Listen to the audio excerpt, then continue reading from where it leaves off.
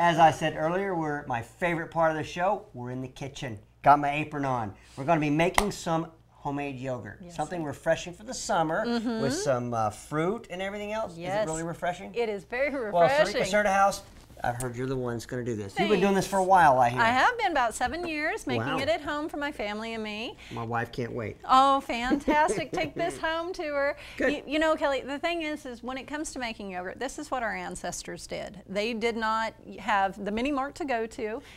And the thing is this was their food preservation technique. This allows dairy that has been milked to last a much longer period of time without refrigeration. Yeah, so it has it's old food, and here we are reviving it. So smart. It is, and so when it comes to making yogurt on your own, it's so simple. All you need are some active cultures, and you need some milk. That's it. That's it? That's all you need. It's very straightforward. And there are different ways that you can get those active cultures. This is probably the simplest, most straightforward way. What you want to do in this instance is you just go get yourself a small container of live active culture yogurt. Of course, I like the USDA organic. Oh yeah, we like that, don't we? This is a Greek style, and that's very popular these days. And what you would do in this instance, if you chose to go this way, is you would just go ahead, open up the container, you would pour it into the jar, and then you would add the milk. So this would only do 1 jar? It would do 1 jar, but the thing about making yogurt at home is it's self-propagating.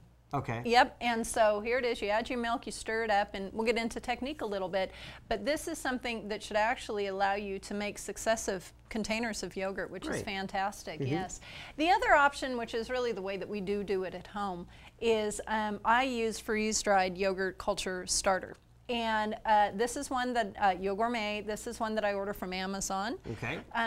There's also, though, so many other cultures that a person can order.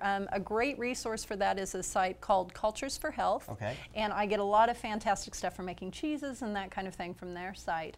Now, if you go this route, what you need to be aware of is that there are thermophilic and mesophilic cultures.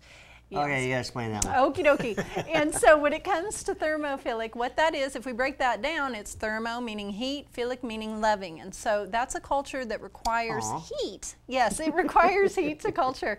When we're getting into a mesophilic culture, what we're talking about is something that can work at a room temperature, ambient temperature, something maybe in the 75-degree range. Just for some people, that would be easier. And for some folks, it is easier. Living in Phoenix in the summertime, that's kind of a hard thing to do.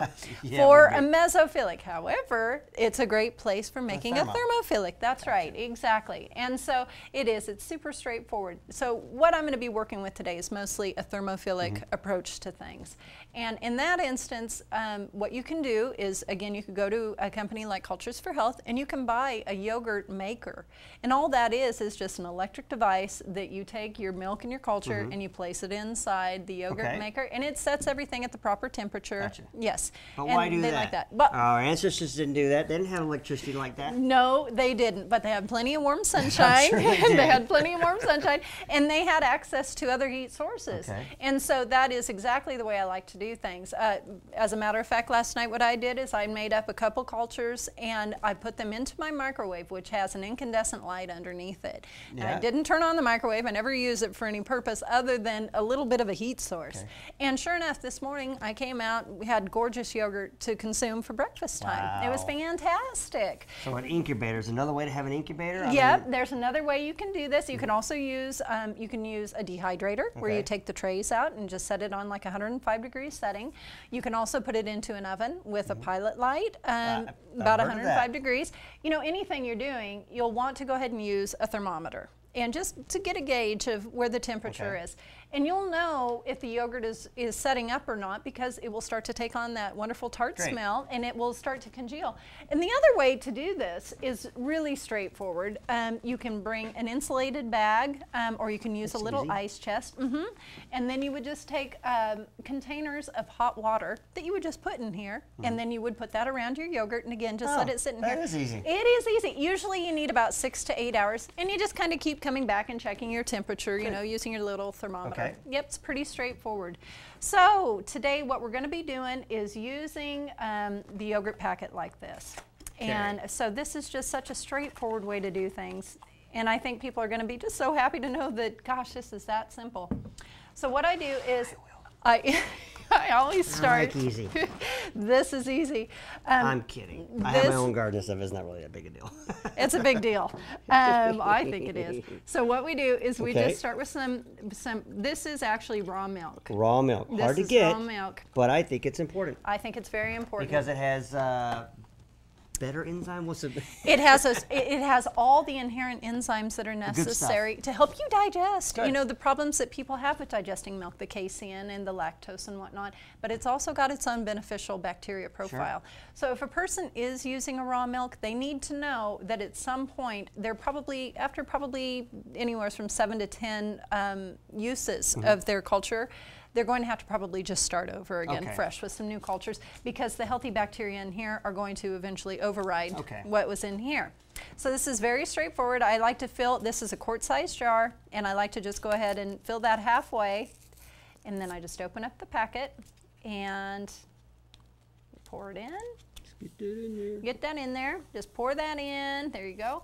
And then just take a spoon, just mix it up like this. All right. It's real straightforward. And then just add a little bit more milk. Top it off to about right there. And then because these are living critters in here, what we need to do is make sure that they have an oxygen source, but that other critters don't get in there. Gotcha. Dust and bugs and that sort of I thing. like that. You know, fruit flies get really attracted to cultured foods. They love the smell of or them. just flies in general, really. All of it. It's just Here, I'll gross. help you. Thank you, sir. And so the simplest way to do this, you use a paper towel and a rubber rubber band, band. and it lets it breathe. Nice. Takes care of it. Yep. So that's that. it? That's it. That's it. Okay. And then what you're going to do is you're going to put this into your incubation source for about 6 to 8 hours. Okay. That's it. It's basically an oven with a light on, maybe, something like Yep, that. that's right, or your insulated bag or a yogurt maker. And again, you'll know it's ready because it will thicken the way that we like yogurt to thicken, but it will also have that wonderful tart smell. That's it. That's it. It's so straightforward. The other thing too, though, is, Kelly, I actually have some of my own homemade yogurt right here that I brought along for you to try. You always make me try stuff. We'll see what you think of it. This All is right, the thing. I'll let you know. Thank you. And you can see here from the texture of this, this is thinner. Most homemade yogurt is going to be thinner. Okay. There are a couple ways that you can get around that. One of the simplest is heating your milk to about 180 degrees. Okay. Again, you would want to use the thermometer for that. Oh, yeah. But as you do that, that changes the composition, the fat, Make it a and little the. thicker. It does. Okay. Yep, it changes the whole composition. But doesn't that kill Let the it- culture? It does. Well, no, you don't add it. You don't add the culture. You're just talking about the milk. The milk alone. Okay. Yep, before you've done anything else, you're just Let going it to go ahead cool? and let it cool to about 110. Right.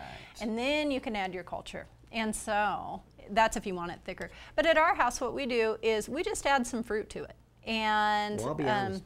I'll tell you if it's good or let not. me know what you think of this. I tell you, my kids eat this stuff every day. For them, it's a treat. Here you go. Let me know what you Alright. think. There's a little refreshing for summer. Lovely. Do you have a website? I do, naturallylivingtoday.com. I'm pausing.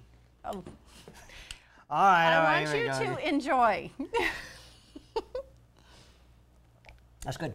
Is it? That is very good. It's Good. not, you kept saying it might be tart, and you know what? This is not tart. Is it not? That's wonderful. This is a good diet. Good stuff. That's all for me. 'Cause I'm just going to eat it all. Thank you very much, You Sarica. are so This is wonderful. My welcome. wife will be so happy now. Oh, Yes, fantastic. we'll make our own. We've already got the jars and everything. Fantastic. It's Thank you, simple. You're welcome. This is Enjoy. good. Bon appetit. Oh, bon Yeah. appetit, yes. Thank you. You're welcome. Lovely. Hard.